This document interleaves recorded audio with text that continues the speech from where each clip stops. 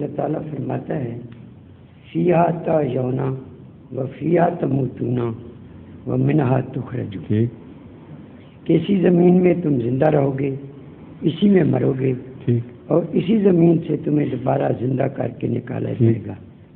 حضرت مسیح موعود علیہ السلام فرماتے ہیں کہ کوئی روح بغیر جسم کے نہیں رہ سکتی، کوئی روح بغیر جسم کے نہیں رہ سکتی۔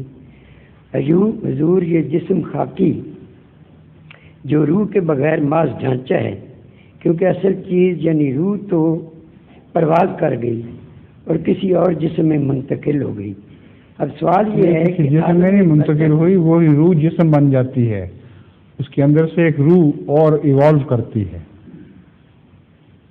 جو روح الگ ہوتی ہے اس کے اندر سے خدا تعالیٰ ایک روح پیدا کرتا ہے اور اس کو جسم بنا دیتا ہے۔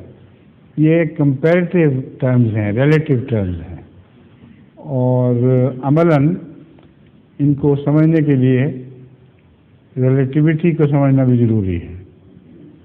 یہ یاد رکھیں کہ مرنے کے بعد روح کی جو بھی شکل ہے آپ اس کا تصور نہیں کر سکتے، مگر حضرت مسیح موعود علیہ السلام کی یہ بات بالکل درست ہے 100%، کہ روح کے اندر سے ایک اور روح پیدا ہو جاتی ہے، اور یہ روح مقابلتاً اتنی کثیف ہوتی ہے کہ وہ اس کو جسم کہہ سکتے ہیں ہم۔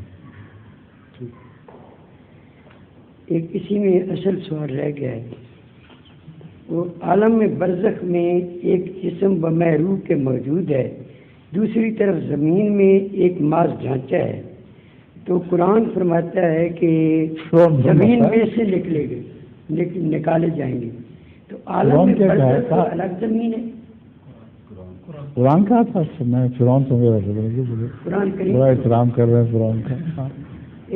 عالم برزخ کوئی الگ زمین ہے، کیونکہ فیہا تحیون و فیہا تموتون و منہا تخرجون، تو وہاں سے کیسے آئے گی روح نیچے، پھر اٹھائی جائے گی، اور کچھ مر گئے، سڑ گئے۔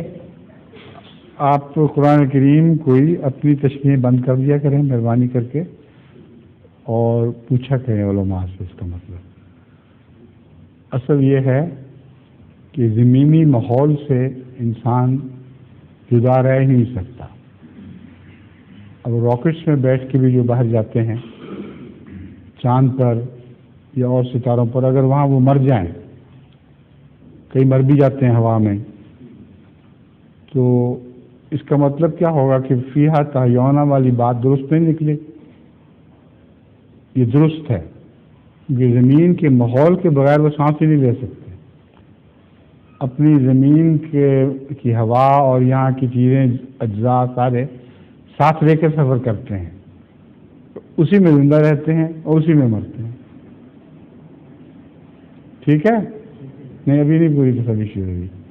عالم برزخ الگ کوئی جگہ ہے؟ عالم برزخ سے تو مراد صرف یہ ہے کہ جب آخر پہ اٹھائے جائیں گے، جب بھی اٹھائے جائیں گے، اس سے پہلے وقتی طور پر تو زندگی کا احساس ہوا کرے گا مرنے کے بعد، لیکن پھر اس کے بعد ہمیشہ کے نیند سو جائیں گے، اور یہ سارا زمان درمیانی عرصہ یہ عالم برزخ کہلاتا ہے۔ ٹھیک ہے، شکریہ۔